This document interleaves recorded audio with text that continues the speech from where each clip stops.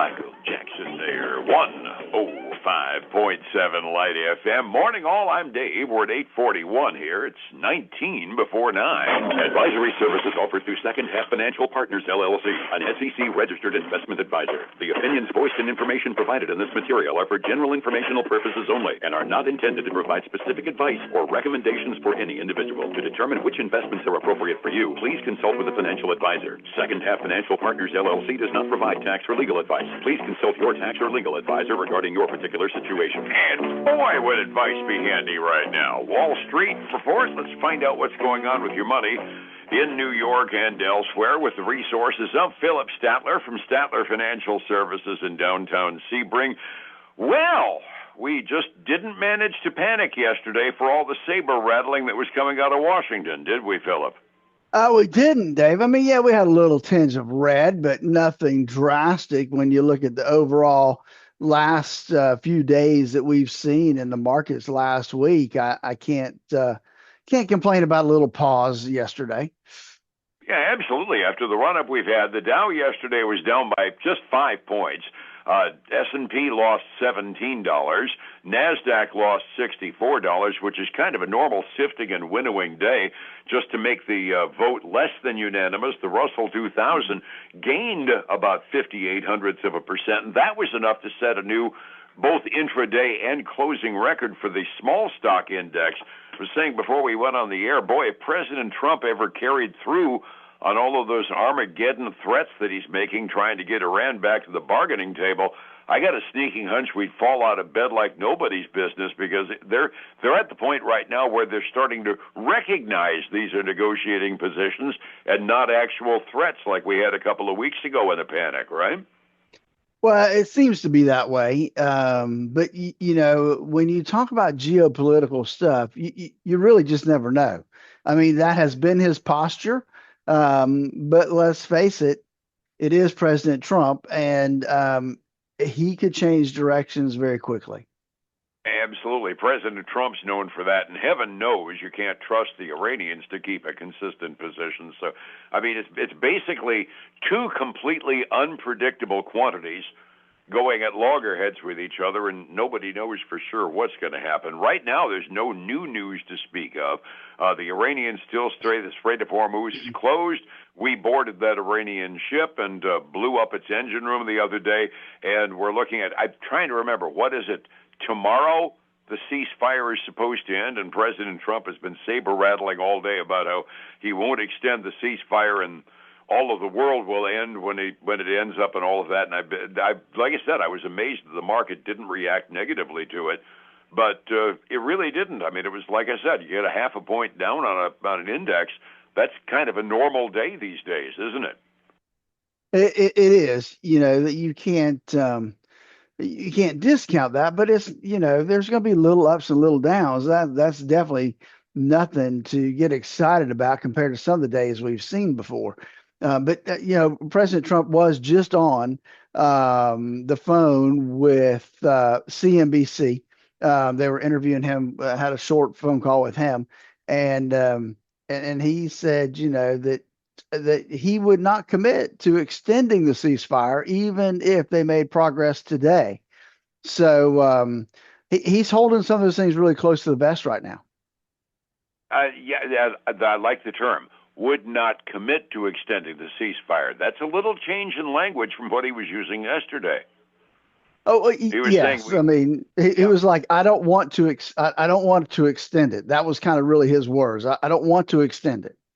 Okay. But it doesn't mean he didn't say I won't extend it.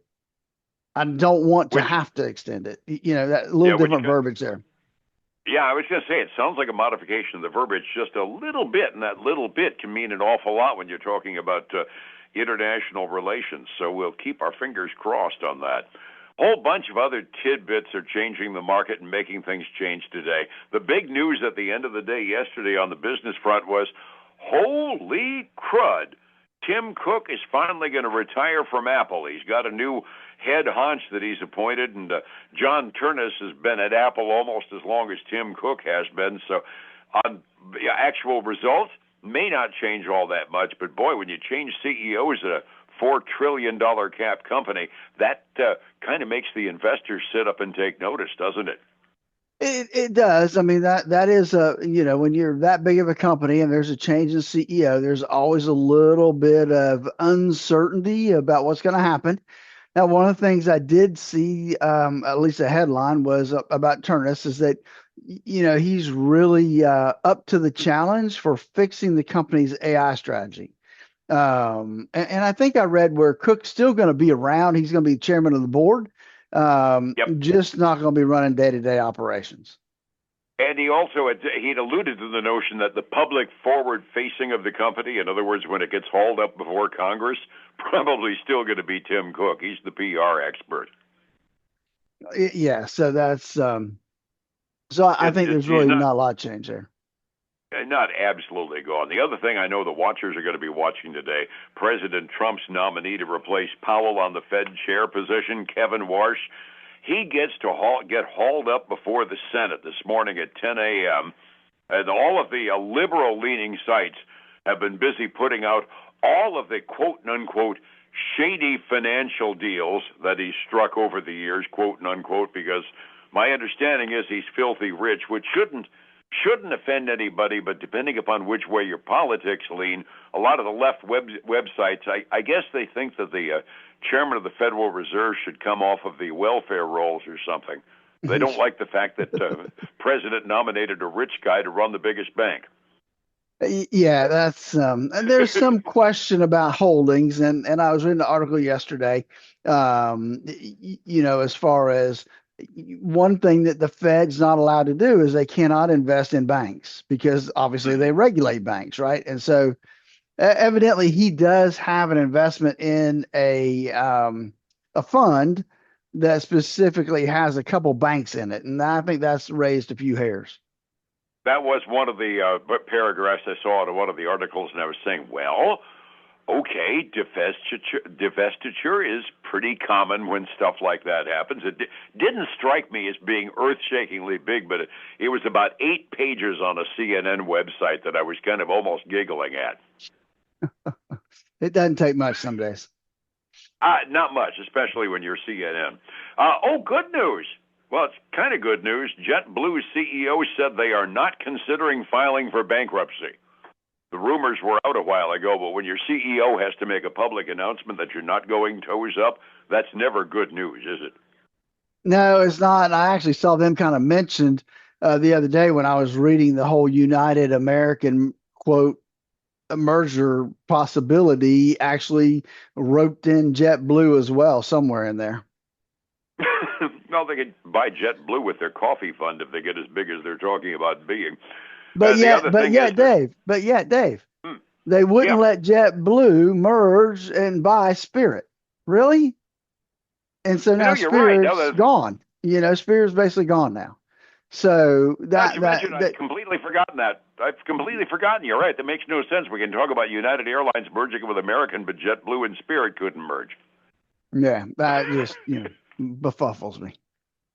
Sound of head banging against wall, kind of, sort of. About the only other tidbit I've got is that they're starting to hand out refunds for the overcharges on President Trump's doomed tariffs. But the word is the website keeps crashing. They hired a high school intern in order to do the website because they really don't want to cough up the money anyway, do they? No, they don't. Hey, you got Amazon getting a big bump this morning as they've agreed to invest $25 billion in Anthropic to really expand their AI infrastructure within Amazon. I really want an artificial intelligence bot listening to my Alexa and telling me what I need. Scares me. Earnings season continues, and we've been kind of following United Healthcare because after the Medicare reimbursement adjustments at the beginning of the year, they kind of had a panic on their stock. How did they do last quarter after things shake out? And they did okay, Dave. They beat on earnings, beat on revenue, hiked their full year guidance. They're trading up like almost 7.3% this morning. Hey, I don't want to divert you, but you did forget a little bit of macro information that came out this morning. Oh, Retail sales, that's right. Got to I was keep you in having so line, much boy. fun talking about Tim Cook, I forgot all about it. Best in 3 years, wasn't it?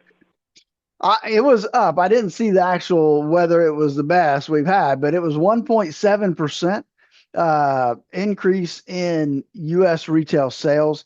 That was better than the 1.5% expected, and way better than February. February was up 0.7%. So, and actually, Dave, auto sales was a negative to that number, because if you take auto sales out of retail sales, it was actually up 1.9%.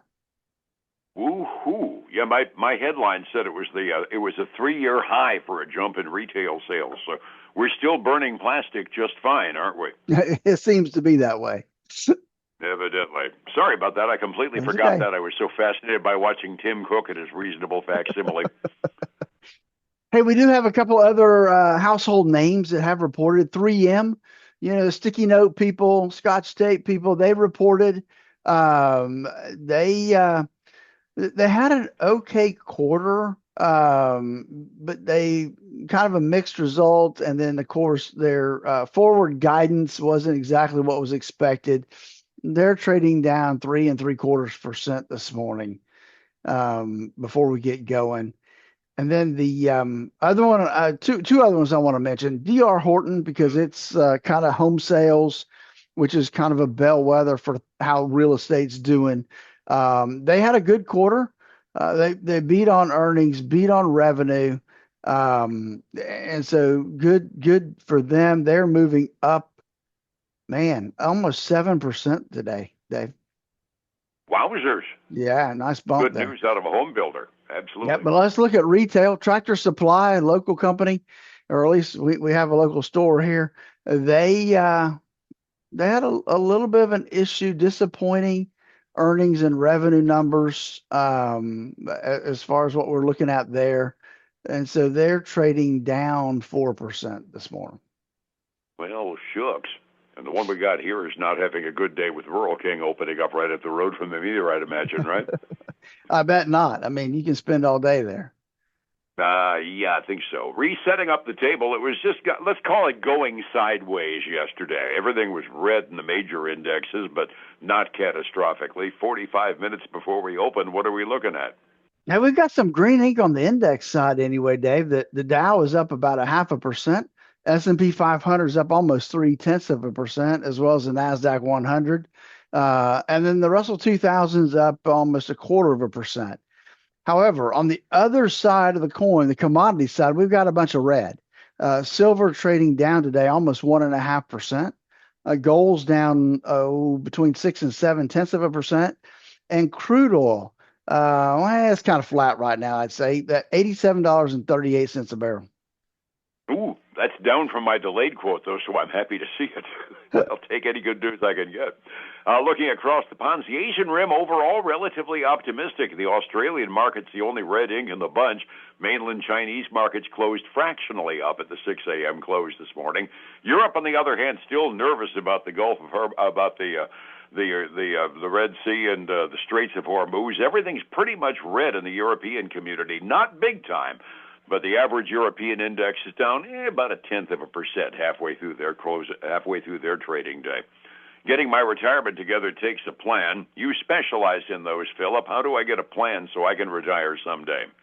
Dave, it is important that people put together a plan getting ready for retirement. And I would say if you're 5 years out from retirement, 5 years even into retirement, it's important that you have a plan. Give me a call at 863-382-0037 to schedule your core retirement review, where we'll look to see where you are, where you need to be, and how you need to get there.